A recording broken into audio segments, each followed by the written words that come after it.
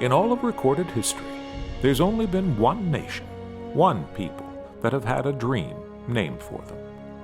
Throughout the world, the American dream is synonymous with everything good. Pursuing the American dream is the right and privilege of every United States citizen.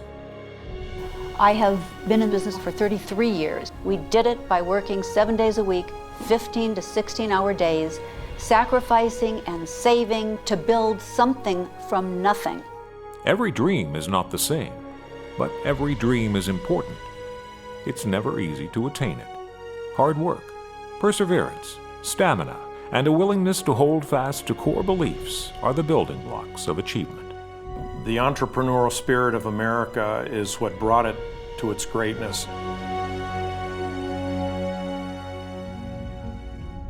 Today, an out-of-control government has put the American dream in jeopardy.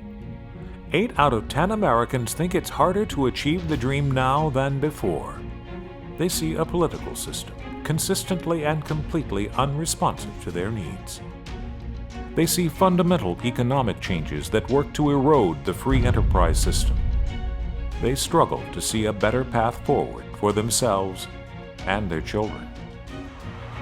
5 years ago today, pursuit of that American dream awakened a passion in people they knew was deep inside them, but had never been brought to the forefront. Their dream was in jeopardy. I'm tired of the government taking my money away from me and spending it irresponsibly. I'm only 15 years old. When I get older and I don't want my children to be in debt or my great-grandchildren. We need some fiscal responsibility and fiscal accountability.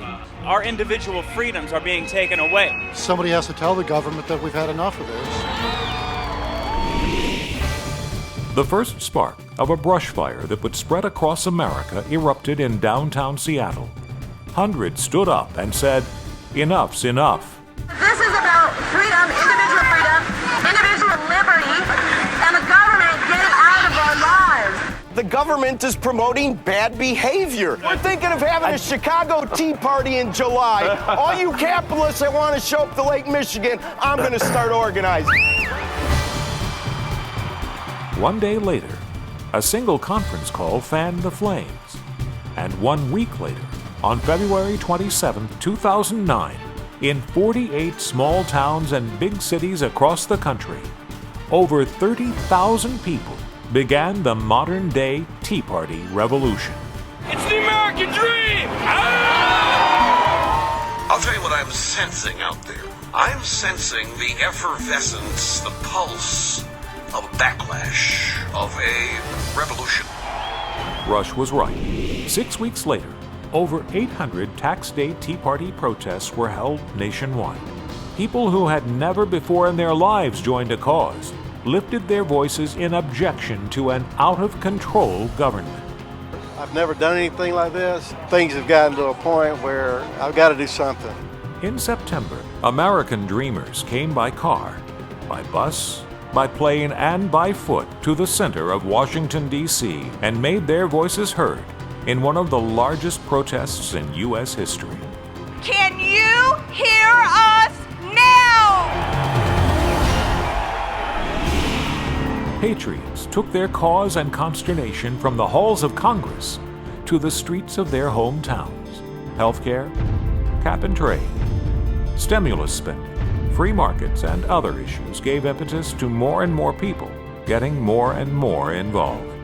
Wherever a rallying cry went up, they showed up to join the battle. In Wisconsin, in Washington State, in places north, south, east, and west. In campaign after campaign, they succeeded in sending new voices to state capitals, as well as Capitol Hill.